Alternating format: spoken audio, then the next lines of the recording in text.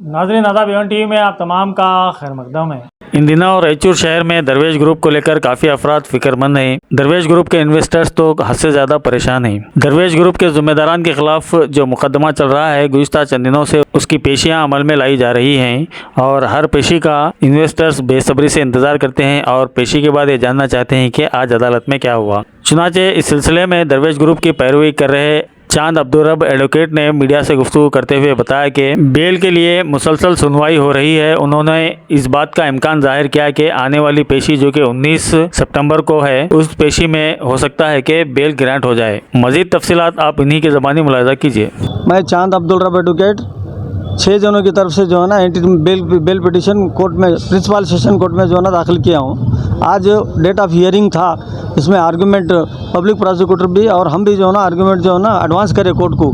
Principal district court में जो है ना ये एंटीसिपेटरी बेल एप्लीकेशन 3 जने की तरफ से है, 4 जने की तरफ से जो है ना रेगुलर बेल के लिए जो है ना बेल पिटिशन पेंडिंग कोर्ट में है। 4 पूरे केसेस में जो है ना कोर्ट जो है ना हमारे आर्गूमेंट को सुनी और जो है ना हम दलील भी पेश करे हैं उन कोर्ट के, सुप्रीम कोर्ट, हाई कोर्ट्स और Kerala high court, Bengaluru high court के जो ना दलील पेश किए हैं कि ये लोग जो है ना बेल के लिए एलिजिबल हैं, इसलिए इनको जो है ना बेल पे छोड़ा जाए बोल के जो है ना बेल के लिए जो ना हम एप्लीकेशन दिए हैं। अब बेल पिटिशन का जो है ना जजमेंट जो है ना वो 19 तारीख को जो है ना यही महीने के जो 19 तारीख को जो रखा गया है।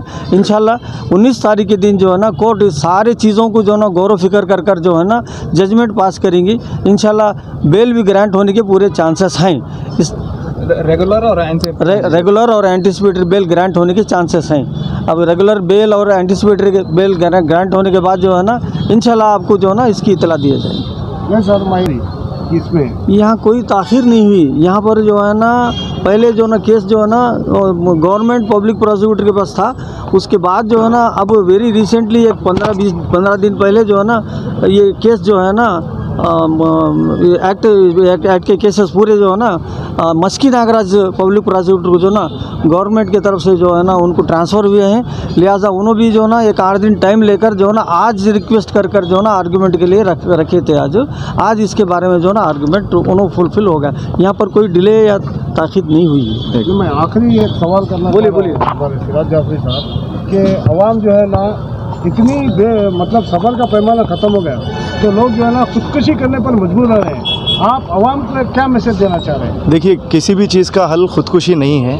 पैसों के ऊपर खुदकुशी करना जान इतनी सस्ती भी नहीं है। तो आवाम को ये बोलना चाह रहा हूँ, आप हिम्मत से रहिए। ये कॉन्स्पिरेसी जिस वक्त हुई 22 तारीख को, जिस दिन केस हुआ, केस होने के बाद ही जो है ये कॉम्प्लेक्सिटी शुरू हुए हैं। जब तक केस नहीं हुआ था सारी चीज़ें प्रॉपर चल रही थी, बिज़नेस जो है एक अकॉर्डिंगली चल रहा था। अब ये सारी चीज़ें सब्जुडाइज मैटर है। कोर्ट के अंदर हम पेश कर रहे हैं कि बिज़नेस को किस मॉड्यूल से किया गया था, क्या किया गया था। अब केस की नुयत भी आपको सर समझा चुके हैं, सीनियर सर जिस तरीके से आर्ग्यूमेंट्स किए हैं, हमारे सारे आर्ग्यूमेंट्स पेश हो चुके हैं। पब्लिक को ये समझने की ज़रूरत है जिस एक्ट के तहत केस हुआ है वो कोई मामूली एक्ट नहीं है। हिंदुस्तान में एक डिफरेंट किस्म का केस है। बट्स एक्ट जो है ये पब्लिक को एक मैसेज देना चाह रहा हूँ, ये एक ऐसा एक्ट है इसके अंदर डायरेक्टली या इनडायरेक्टली किसी का भी इन्वॉल्वमेंट हो, सबको पनिशमेंट हो सकता है इसके अंदर।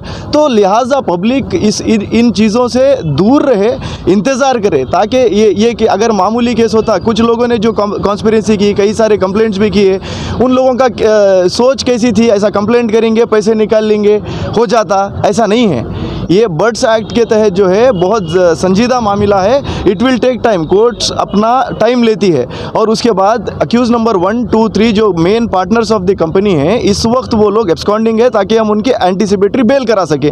अब वो लोग due ordinary course of business नहीं कर पा रहे हैं, जिसकी वजह से उनको तकलीफ हो रही है पेमेंट देने के लिए। जैसा कि आप सभी लोग जानते हैं, उनके सारे बैंक अकाउंट सीज हैं इस वक्त। सारे बैंक अकाउंट सीज रहने की वजह से वो लोग एब्सकॉन्डिंग में है बेल के लिए, तो पेमेंट पहुंचाने का ज़रिया नहीं है उनके पास। इसी वजह से ताख़ीर हो रही है। अगर उनको भागना होता तो यहाँ पर एसेट्स नहीं बनाते थे। ये बात मैं वाजे कर दूं, आज कोर्ट में भी सर की तरफ से जो है जज साहब को बोला गया है पैसा कहाँ गया, एसेट्स बने हुए हैं। 105 एकर्स ऑफ की लैंड जो है उन्होंने रजिस्टर किए हुए हैं। 5 करोड़ रुपए डीमैट अकाउंट में सीज़ किया गया है। 7 करोड़ रुपए का बैंक अकाउंट भी सीज़ किया गया है। ऐसा नहीं है कि पैसे नहीं है, पैसे हैं। मिलेंगे। अभी ये जो लीगल कॉम्प्लेक्सिटी हुई है, जिस वजह से दुश्वारियां पेश आ रही हैं, इसी वजह से पेमेंट नहीं हो रहा है। पिछले महीने हमने देखा किसी वजह से उन लोगों ने एसेस किया, उनकी कंपनी के किसी वजह से लोगों को, गरीब लोग, गुरबाओं को पैसे भी पहुंचने की कोशिश की, हमने मीडिया के थ्रू देखा है।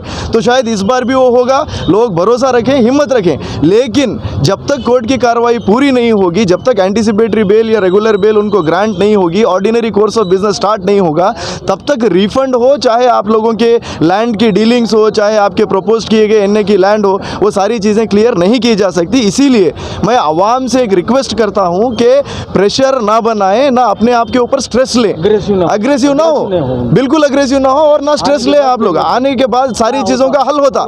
एक बार जान जाई तो वापस नहीं आती। सर सलामत तो पगड़ी हज़ार। अगर आप सर ही कुर्बान कर देंगे तो पगड़ी कौन पहनेगा? तो मैं मानता हूं इस वक्त डिफ़िकल्टीज चल रही हैं। जो दुश्वारियों से आप गुजर रहे हैं, इस वक्त वही दुश्वारियों से दरवेश ग्रुप भी गुजर रहा है। 3 लोग एब्सकॉन्डिंग में हैं, बाकी लोग जेल के अंदर हैं। वो लोग भी जो है कोई फूल के रास्ते पे नहीं चल रहे हैं, वो लोग भी कांटेदार रास्ते पे चल रहे हैं, उनकी भी डिफ़िकल्टीज़ है। हमारे लिए कम से कम घर है, हम कहीं जा रहे हैं, एक दूसरे से बात कर रहे हैं, वो लोग वो भी नहीं कर पा रहे हैं इस वक्त। इसीलिए कोर्ट का दरवाज़ा खटखटाया है। ऑनरेबल हमारे सीनियर रब साहब की तरफ से जितने भी आर्ग्यूमेंट्स थे, सुप्रीम कोर्ट के, हाई कोर्ट के, केरला हाई कोर्ट के, सारे लीगलिटीज़ को जो हमने पेश किए हैं और हमें पूरी उम्मीद है कि इंसाफ मिलेगा। और जैसे ही इंसाफ मिलेगा, आप लोगों की भी जो भी कंडीशंस है, वो सारी चीज़ों को जो है बैठ करके दरवेश ग्रुप क्लियर करेगा, ऐसा हमको पूरा तयक़ुन है इसका। स्कीम को स्कैम में तब्दील करना लोगों का काम है। हम इस स्कीम को स्कीम के तहत ही ले जा रहे हैं। एक सिविल लायबिलिटी और एक नॉर्मल बिजनेस को जो है स्कैम की तरफ पेंट करने की कोशिश की जा रही है, जिसके लिए हम भरपूर कोशिश कर रहे हैं। रब साहब दिन रात मेहनत करके सारी चीज़ों का मुताला करके, सारी चीज़ों को एसेस करके उन्होंने लीगलिटीज़ को पेश किया हुआ है। ये स्कीम है, स्कीम को स्कैम का कलर पेंट करने की कोशिश की जा रही है। इसीलिए अवाम को मैं रिक्वेस्ट करता हूँ कि आप अपने जहन को जो है मुंतशिर ना करें, इन सब बातों में आकर के अपने आप को स्ट्रेस ना दें, अग्रेसिव ना हो। हम भी उनको पैसे वापस देने के लिए, किसी का हक ना मारने के लिए जो ना हिदायत दी है उन सबको भी। मैं जाफरी साहब, मैं आखिरी एक सवाल करना चाह रहा हूँ। लोगों में भी एक तशवीश है कि जो लीगल एडवाइज़र तारानाथ साहब है, वो एनओसी देकर आप लोग जो केस लड़ रहे हैं, एनओसी देने की वजह क्या है? लोग जो है ना उनको एक खुसरवार पैदा कर रहे हैं। देखिए, खुलासा कीजिए। देखिए, ये खुलासा हम नहीं कर सकते।